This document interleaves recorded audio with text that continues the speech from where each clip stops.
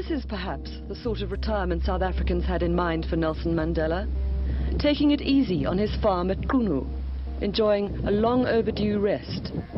But the man himself has other ideas. A few weeks into his retirement, Nelson Mandela is most definitely not out to pasture. The former president did have a few days at Qunu this week, but he did not spend them counting cattle. Grandson Mandela Mandela is learning to manage the farm. His Tata Mkhulu has a schedule to follow. Wednesday morning finds him at a school in Kokolweni, inspecting the kind of facilities that would be the envy of an urban college. Built at Mandela's urging and with Standard Bank's money, Grolelizwe Sangoni Comprehensive has the best of equipment, but... Well, what should be done here, is to improve the furniture. Yes. Because it's no use having such an imposing building when you don't have the furniture. The provincial government at Bisho needs time to catch up with Nelson Mandela. Back at the compound, the petitioners and visitors are lining up. Neighbours, a delegation from the local university, the president of Madeira. Good morning. The afternoon is spent on clan matters at Mandela's childhood home in Kekezweni.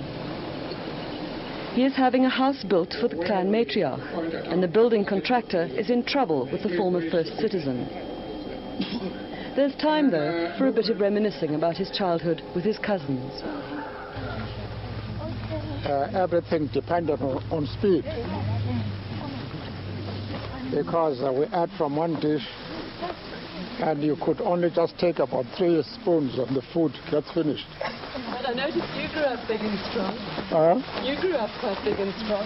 Well, I think it was that competition. That competition helped. Another day, another dignitary.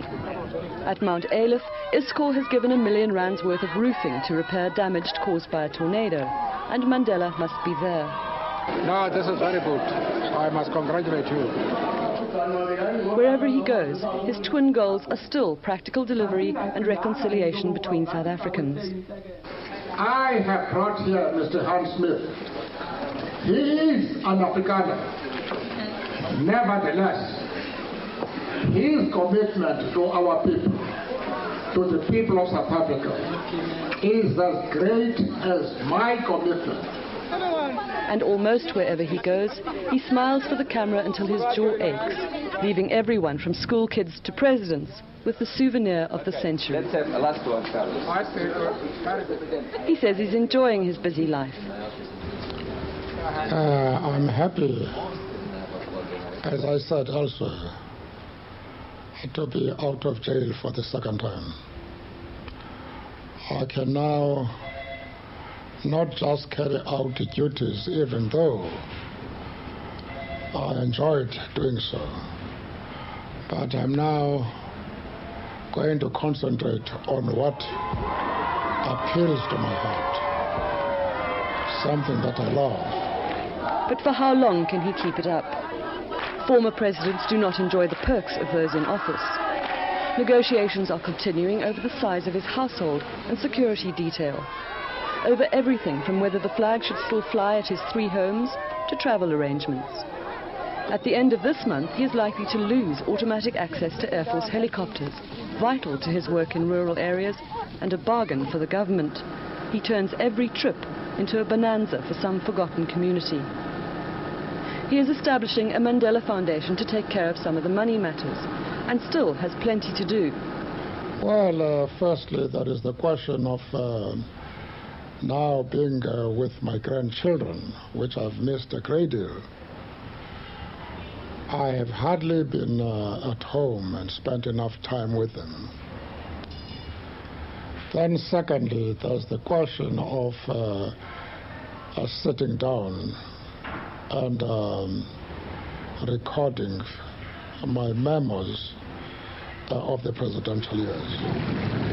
After a life of struggle and disruption, the memoirs are the only things happening in the usual sequence. Mandela missed his own children's childhood. Now he raises 29 grandchildren. He did his beachcombing as a young man, clearing bamboo from the shores of Robben Island. And even in retirement, Nelson Mandela still has a job to do. And I enjoy that. I believe everybody does enjoy doing something which is appreciated by those amongst whom he lives. Claire Robertson, SABC, Kunu.